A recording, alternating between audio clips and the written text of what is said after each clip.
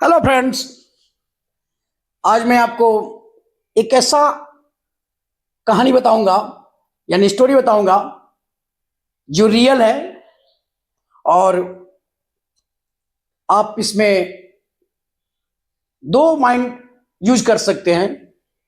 अगर आप nature lover हैं तो आप कहेंगे कि जो हो रहा है वो गलत हो रहा है। और आप नेचर लवर नहीं हैं यानी आप डेवलपमेंट को सपोर्ट करते हैं, चाहे उसके लिए कोई भी कुर्बानी करनी पड़े, तो आप खुश होंगे, नहीं तो आप अफसोस ही करेंगे। ये बात तो सच है कि कुछ पाने के लिए कुछ खोना पड़ता है। यानी रोड के किनारे गवर्नमेंट पेड़ लगाती है। आज से 20 साल 25 साल पहले जितने रोड आप देखेंगे दोनों तरफ आप पेड़ देखेंगे, यानी पौधा प्लांट आप देखेंगे। लेकिन जब उसी रोड को 4 लाइन में कन्वर्ट किया गया, 6 लाइन में कन्वर्ट किया जा रहा है, तो सभी पेड़ को काटना पड़ रहा है। ये डेवलपमेंट के लिए पेड़ काटना मजबूरी कहें या आप इसे डेवलपमेंट कहें, यानी डेवलपमेंट के नाम पर कुछ भी जायज है, तब आप कोई डाउट नहीं, आप कुछ भी कर सकते हैं। लेकिन मैं बात कर रहा हूं, ये खेत सामने देख रहे हैं, ये किसानों का खेत है और ये खेत गांव में नहीं, ये पटना में है। आप ये सोच रहे होंगे जो पटना से बिलोंग करते हैं उनको मालूम ही है कि हाँ उस एरिया में खेती होती है, इस एरिया में शहर है, इस एरिया में मॉल है, इस एरिया में मार्केट है। लेकिन जो अनजान होंगे कि पटना में थोड़ी खेती होती है, गांव साइड में होता है सिर्फ। तो अब पटना टाउन में भी बड़े लेवल पे खेती होती है और इससे 1000 टाइम्स ज्यादा 2005 के पहले होती थी। आप इस बात के भी सरप्राइज होंगे कि जितनी भी सब्जी आप सोच सकते हैं कि बिहार में पाई जाती है, सब पटना के मिट्टी में होता है। यानी गोभी, चना, छिम्मी, आलू, आप जो भी सब्जी देख रहे हैं मार्केट में जितना अवेलेबल है, सब यहां पे होता है पटना के मिट्टी में। और मैं पटना के बहुत, देखिए ये छिम्मी है, पटना के बहुत आउटर साइड की बात मैं नहीं कर रहा, मैं बाईपास की बात कर रहा हूं।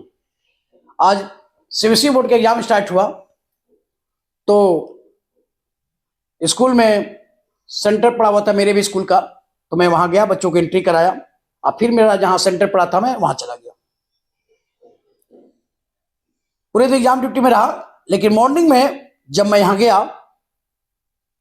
तो मुझे बच्चों को एंट्री कराने के बाद कुछ टाइम मिला। उस टाइम में मैं सोच रहा था कि क्या से क्या हो गया देखते देखते।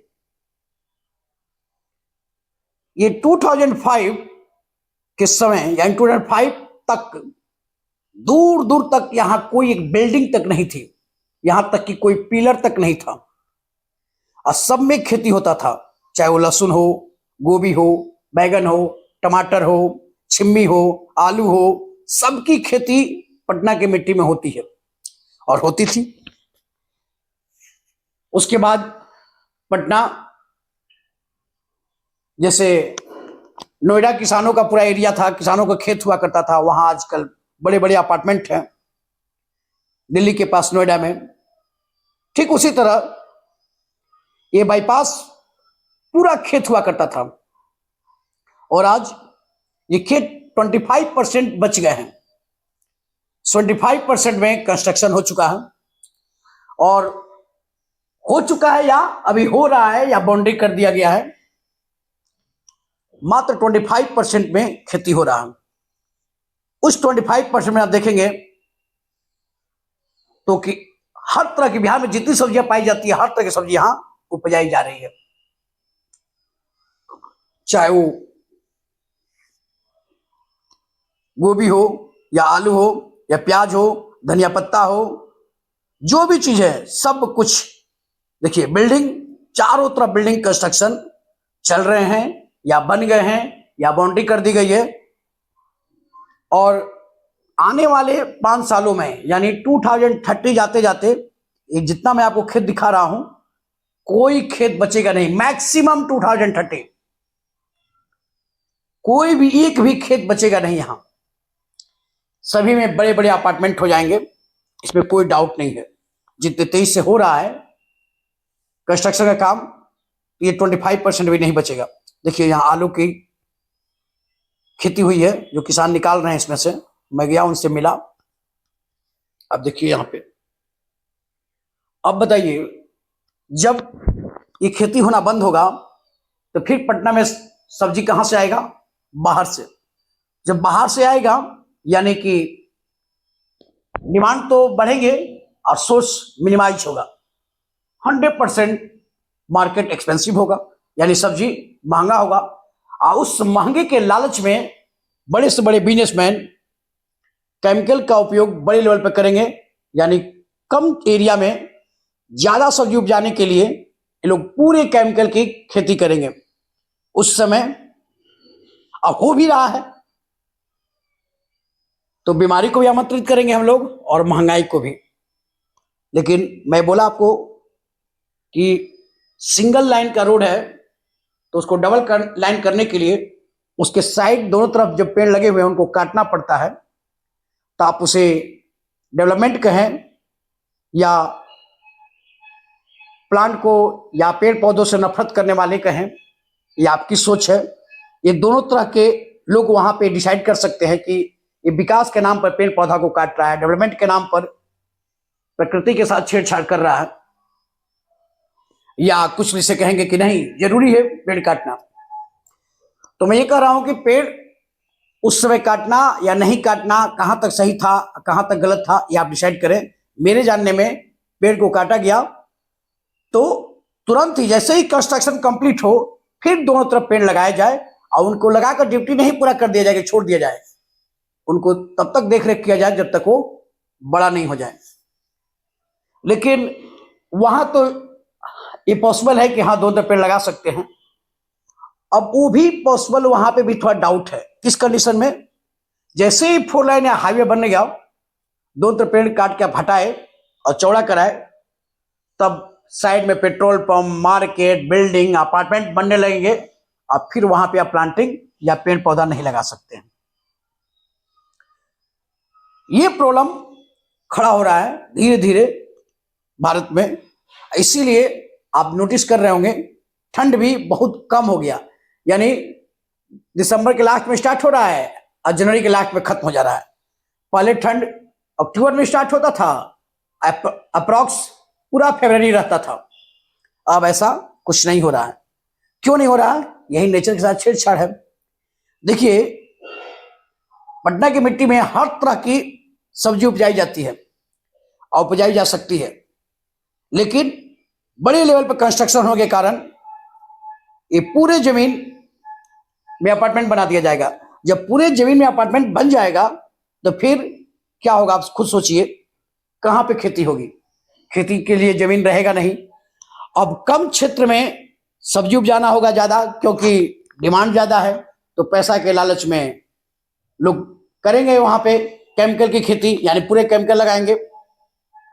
केमिकल डालकर प्लांट को निकालेंगे तो बीमारी को आमंत्रित करेगा 100%। महंगाई तो बढ़ेगी ही।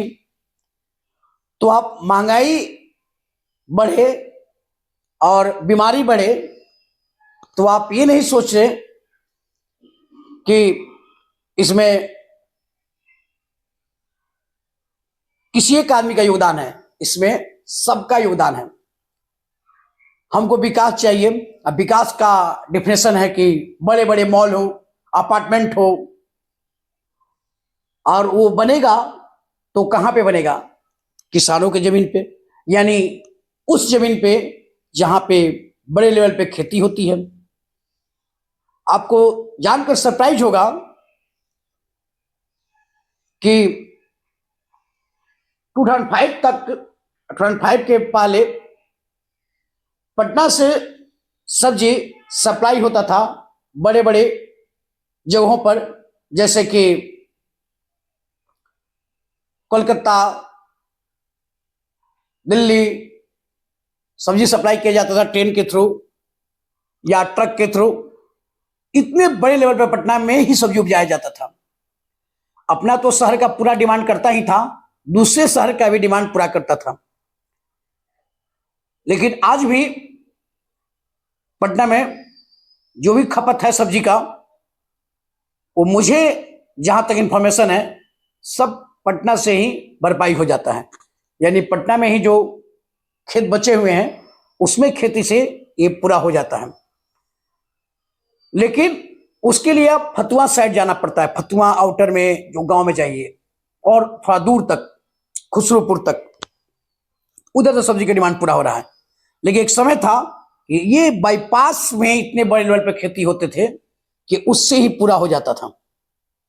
लेकिन अब देखेंगे आप कि इसमें बड़े बड़े लेवल पर कंस्ट्रक्शन हो रहा है, चारों तरफ कंस्ट्रक्शन चालू है। तो आने वाले टाइम में ये भी अपार्टमेंट और मॉल देखेंगे आप यहाँ पे, मैक्सिमम 2030 तक आप देखेंगे कि चारों तरफ यहाँ बिल्डिंग बन गए हैं और ये खेत का नामो निशान नहीं है। आपको बिलीव नहीं होगा कि 2025 में ये खेत हुआ करता था। जो हम वीडियो को बना रहे हैं, ये इसको देखकर आपको बिलीव नहीं होगा। Thank you for watching. जय हिंद, जय भारत।